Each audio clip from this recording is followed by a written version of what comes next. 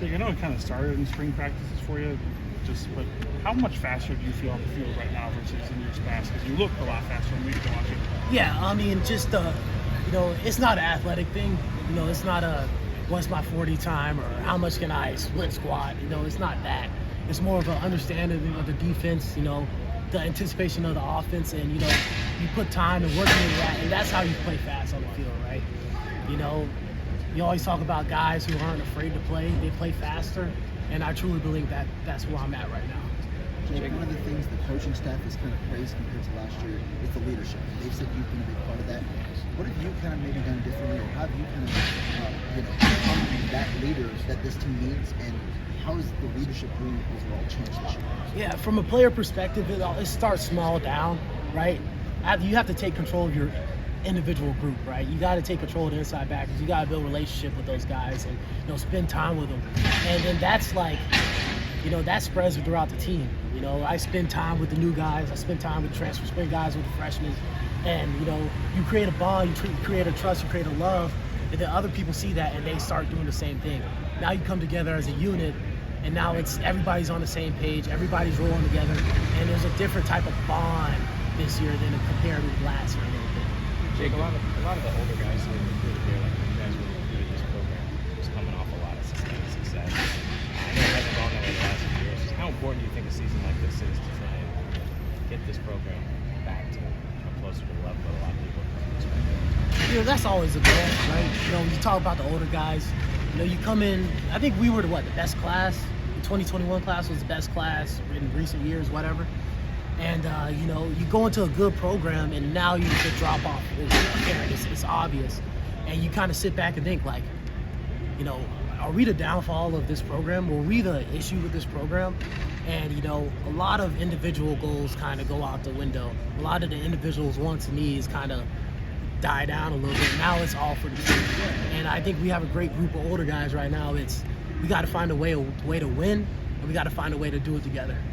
What do you make of the team being unranked going into the season? Is that something you pay attention to? Do you think that? Nah, not really. I mean, it's kind of a testament like what I just said. It's kind of tough, the program going down a little bit. But, you're in fall camp.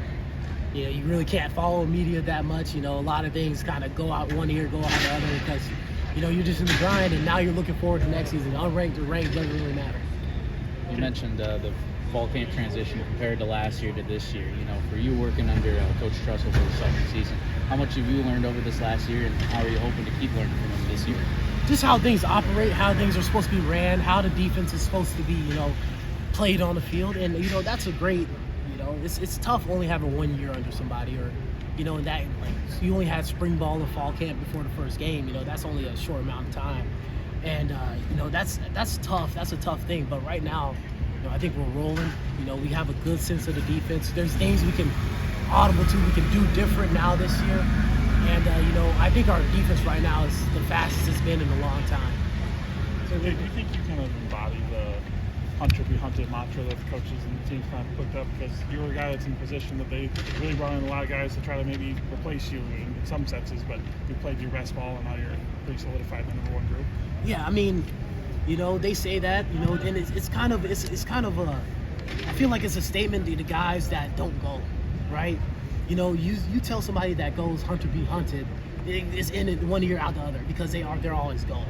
And now you're not trying to pat yourself on the back, but that's a mindset you were kind of raised with. That's a kind of a mindset you've been doing, right?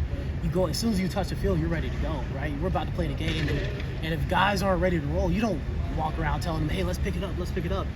You go get after them, and you try to go embarrass them, because that's truly love for another person, right? In a game of football, you attack them so they can wake up.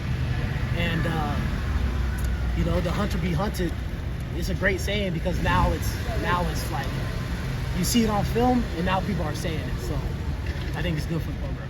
As a player, with someone like Jaheim, and just now that you've had most preseason camp, spring ball, just what elements does he bring to this defense that maybe you didn't have last year? We were joking around with the coaches like, oh, we only have hybrid linebackers. And Chaney, you're the only person that's not a hybrid. And I mean, it's obvious. Like, we go on third down, and you don't have to change personnel. You don't have to switch anybody out, and you just have Jaheim walk up on the line. You know, that's the advantage us, right? And you were CNN based downs, right?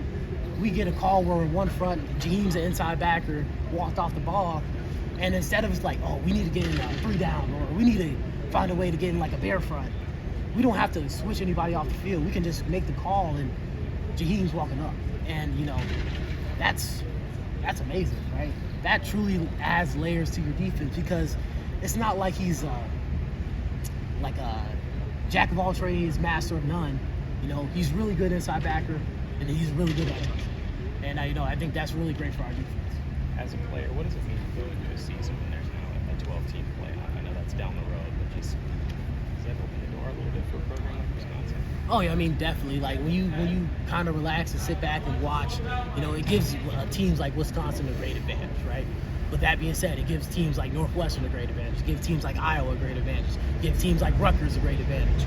And you know, you can't look in the future. Like it's really tough to look into the future, right? It's really tough to have leadership meetings and look into the future and talk about what this guy, because you know we got to play a game soon, right? We got to play a tough game really soon, and that's far down the road. And you know, especially with the young guys, right? You can't have a team meeting and try to explain that to a young guy, because now all they're thinking is like, oh, we're going to make the playoffs, right? When we get here, we're going to make the playoffs. When really, you know, there's a lot going into that. So, you know, you think about it, you look at it, but at the end of the day, as soon as you hit the field, you got to go. We've seen the pressure, obviously, increase from the defensive lines. When you're able to get home before, how does that kind of help you guys in your zones, you know, in coverage? Yeah, I mean, you know, you can be more aggressive in the way you match things. You know, you can be more aggressive in the way you cover things, you know. When you have to cover for 5, 6, 7 seconds, you know, DB is probably one of the toughest jobs, well, the toughest job on the defense, right? You got to put somebody on an island and say, cover this man with all this field for 4 seconds, right? Now you have to ask him, cover this man for 7 seconds, right? You know, do you put, like, is the blame on the DBs or is the blame on the D-line? You know, there's a middle point of that, but it's kind of, you got to find what best fits you in the defense. And right now, if we can get home with 4 guys, you know, advantage us, you know, we're a better defense. Jake, the intensity was pretty high at the start of practice from Coach Fickle, just talking about execution and in that scrum you guys had before you guys separated. How did you feel like you wanted to execute today, especially at this time in camp? You know, legs are getting sore and all those types of things. You know, you always talk to the young guys about, you know, your body's going to go in a day or two, right?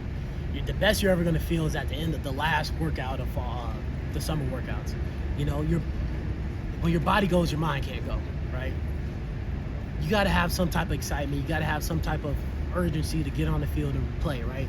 I can tell you right now. I woke up this morning early. It's probably like 5:45, 6. Woke up this morning tired, hurting, right? Getting that car ride here was rough, right? You trying to stay awake on the car ride, trying to get here. But as soon as you get in the facility, as soon as you get in meetings, right, you can still be a little, you know, all right, I'm waking up. But as soon as you hit that tunnel, hit the field, you're ready to go. And, you know, as an older guy, it's easy for me to say that because I've been through 3 fall camps. This is my 4th fall camp. And, you know, you just got to get guys on that same page, right? You got to tell guys that whatever you need to do to get ready for practice, whatever you need to do to, as soon as you step on the field, you feel like you're just playing a game, right? Football's fun. You're playing a game. Whatever you need to do to get there, do it. There's been more of an emphasis this year compared to last year on, you know, camp being physical and then tackling the line, hitting and things.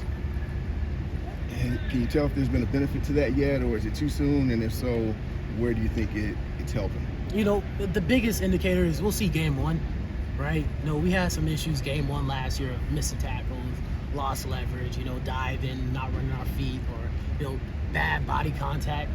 You know, you can proudly say, like, I think the first game of this year, we're going to be a better tackling team. But at the end of the day, you know, it's still the first game of the year where it's all tackle.